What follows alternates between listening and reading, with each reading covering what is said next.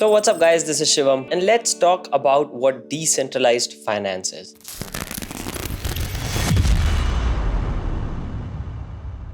Now this is a topic that a lot of you guys might have already heard about, right? You might have seen videos, maybe even read articles around traditional finance versus decentralized finance. And of course, a lot of conversations going on around why decentralized finance is deemed better than traditional finance. Now, of course, as with everything else on this planet, there are pros and there are cons of DeFi, which we'll delve into in a later video. So with that being said, guys, let's talk about what decentralized finance is. Now, the term decentralized simply means that there is no centralized party either in the middle or on one of the ends usually. Now, of course, to manage things, to run things, to operate things, or to take care of trust, to be exact. So in blockchain, a lot of people, especially who are building in blockchain, they talk about don't trust, just verify. Now, what does that mean? That simply means that there is no centralized party that either of the parties have to rely on when it comes to trust. So let's look at the traditional finance system and I'll give you an example. So let's say I have some money and I want some safety or some security for my money. I keep it in the bank. The bank allows me to keep that money safe, or relatively safe, right? So they take care of that money for me, right? And they pay me some interest. So let's say they pay me 4% interest. In India, as an example, let's say it's 3%, 4% interest on a savings account. Now, let's say there is a person B who wants to get some money. Maybe they want to start a new venture. Maybe they want to build a home for themselves, right? So where do they get the money from? They go to the bank. They say, give me some money. Now the bank gives Shivam's money to you to construct your own house or maybe to run your own business, but at a higher interest rate. So they are paying me 4%. They'll maybe charge 10, 11, 12% from you. And what that does is it creates a spread. That spread is the bank's profit margin.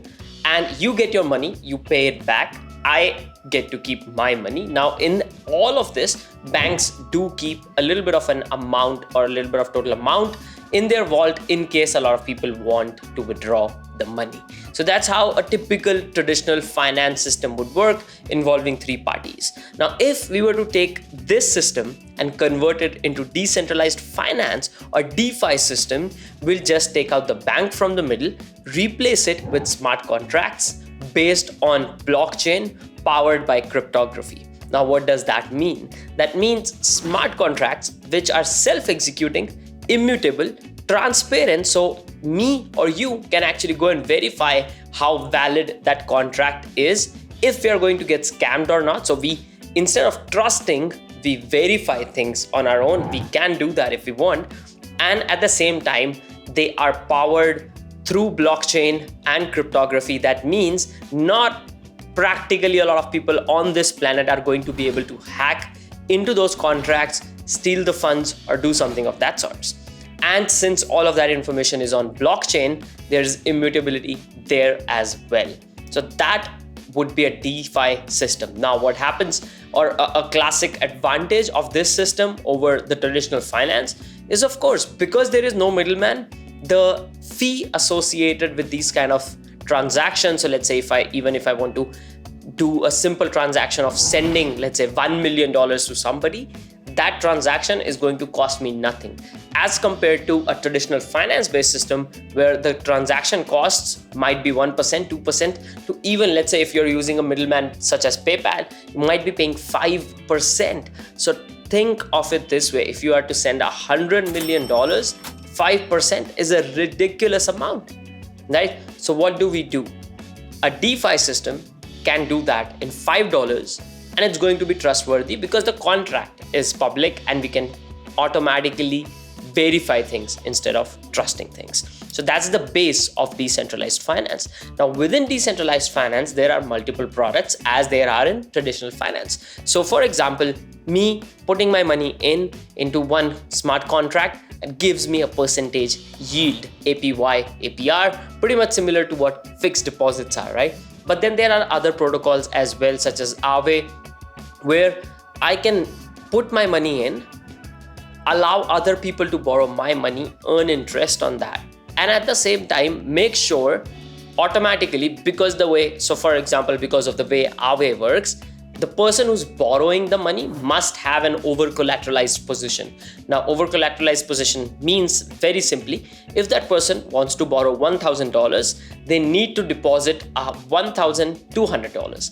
If I have deposited, let's say $5,000, the maximum I might be able to take a loan is $3,000. So in case I want to run off, I can't, right? Even if I run off, the person whose money was on the line, they get complete funds back to them.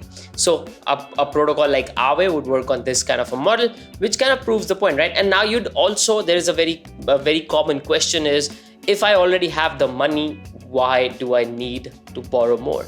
So look at the uber wealthy of the world. They buy homes, let's say worth 10 million, 20 million, 100 million. A lot of times they have cash positions in their bank of much more than that. Yet they buy those places on loan. Why do they do that?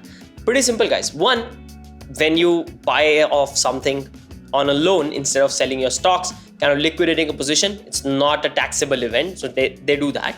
Second is they get a loan for very, very cheap, right? Of course. Number three is it makes more sense because they don't have to use their own money.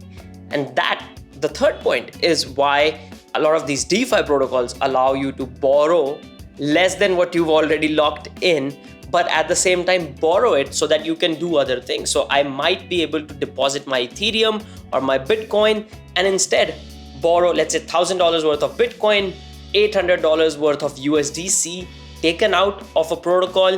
I trade around, make some profit, make some loss, whatever it is. If I make some profit, I keep the profit, give it back, get my Bitcoin back. If I make a loss, I have to add some money from my pocket, give it back, whatever I borrowed, give that back, get my Bitcoin back. If I can't pay it back, the system will automatically, or the smart contract will automatically deduct the value of what I borrowed at that point in time and return me the balance as well if I want to withdraw my deposits. So that's how a DeFi system would work. That's what a DeFi system looks like.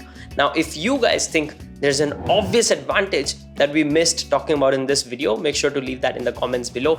I hope you liked the content in this video. Stay tuned for more videos coming in season 2 of the Web3 School. Once again, this is Shivam from Team Zion signing off. We'll see you guys next time.